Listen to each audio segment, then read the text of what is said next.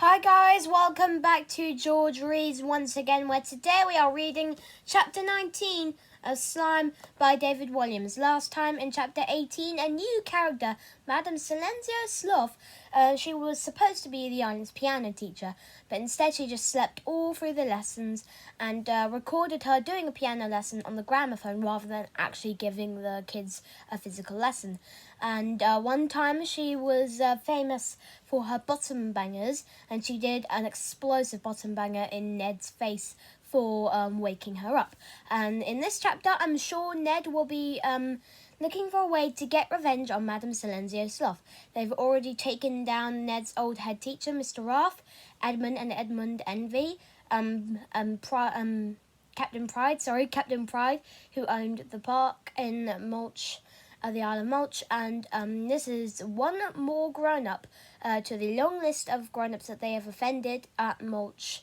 But without further ado, let's read Chapter 19 of Slime. If you're excited, please leave a like and subscribe, that'd be greatly appreciated. But now, let's get the show on the road. Chapter 19, Dance to the Music of Slime. It may surprise you to know that for someone who taught the piano, Madame Sloth could not actually play the piano herself. Not a note. In fact, she hated the sound of piano being played, as she did all musical instruments. The only sound she liked was the sound of silence.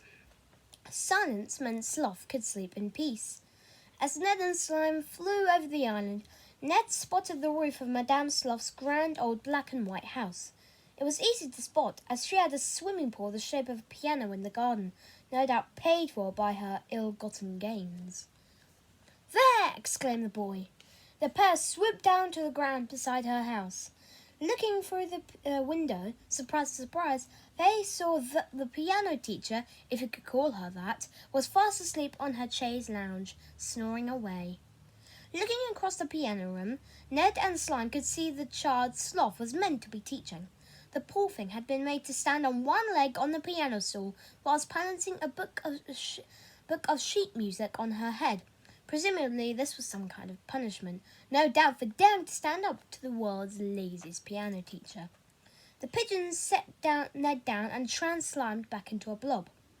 The girl balancing on the stool looked as if she were about to expire. Her face had gone as red as a tomato, and she was pouring with sweat. She must have been balancing there like a flamingo for nearly an hour. With a nod of his head, Ned signalled her that she should escape. "Are you sure?" the girl mimed. She was clearly terrified of the lady sprawled out on the chaise lounge.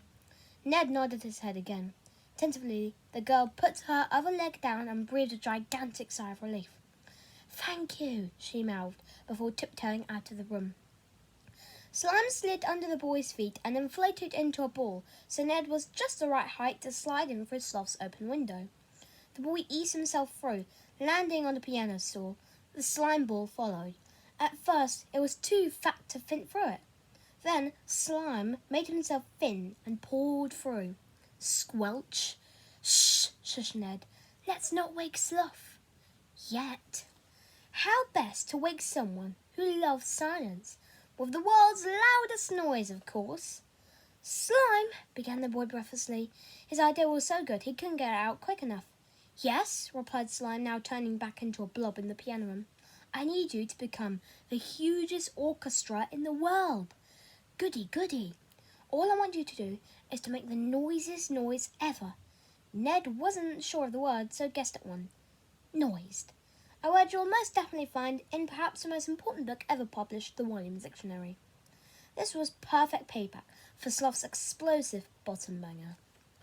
In an instant, the blob divided into 100 smaller blobs. These small blobs, smaller than globules, are called globlets. See your Walliams Dictionary. If you don't have one, then buy one today. Not just one, buy 100 copies. One by one, the globlets began to take shape. These globlets trans-slimed into musical instruments, faster than Ned could name them. A tuba, a French horn, a violin, a trumpet, a double bass, a harp, a set of cymbals, a xylophone, a bass drum, and last but not least, a giant gong. Madame Sloth was oblivious, still snoozing on her chaise lounge. "Now, orchestra," began Ned. "Gather round here, and I will conduct."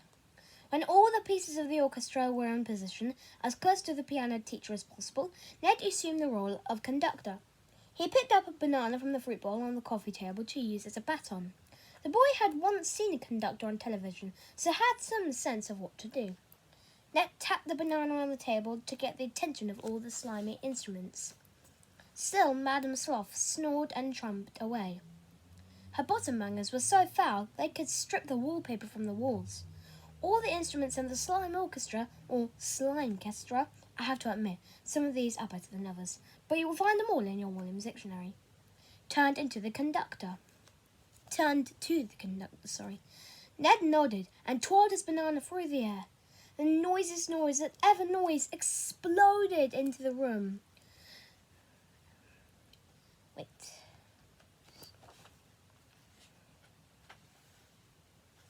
A shocked sloth shot off the chaise lounge with incredible speed. She smashed up through the ceiling of her piano room. Bang! She smashed through a plush bedroom above. Bang! Finally smashing through the roof of her house. Bang! Ah! She screamed as she sailed through the air. Ned looked up from the piano stool through the hole in the roof. The boy smiled to himself before he had remembered something important. Sir Isaac Newton's law of universal gravitation. In short, what goes up must come down. Ah! Screamed Sloth again. Not that screaming did any good, but it seemed like the appropriate thing to do. The large lady was plummeting straight towards little Ned. If the boy didn't do something, and fast, he would be nothing more than human slime. Help! Screamed Ned. Now he was screaming too. The piano! Thinking fast, Slime slimed back into a blob and reached round the legs of Madame Sloth's grand piano with its blobby arms. It yanked the instrument under the hole in the roof, knocking Ned on his piano stool out of the way as it did so. Ah! Screamed Sloth before crashing into her own grand piano. My piano! She cried from inside the mess of wooden keys and wire. Now I can't give any more piano lessons. You never did, retorted the boy. Ned! She screamed. I will get you for this! With that, Sloth tried to lift herself up from the piano, and on the kerfuffle, the gold carriage clock toppled off her mantelpiece. It clogged Sloth on the head. Ouch! She cried. Another job well done, remarked Slime. Always a pleasure, remarked Ned. Always a pleasure, replied Slime, as it translimed into a rocket. Hop on! The boy smiled and hauled himself up. Then the rocket blasted him through the hole in the Sloth's ceiling, high into the sky above. I got the zoomies! Howled the boy in delight. And that's the end of chapter 19. Thank you guys so much for watching. If you enjoyed this video, please leave a like and subscribe. That'd be greatly appreciated. And if you're excited for tomorrow's chapter, then I do hope you tune in for chapter 20 of Slime and by David Walliams. But for now, that's all from me. Goodbye.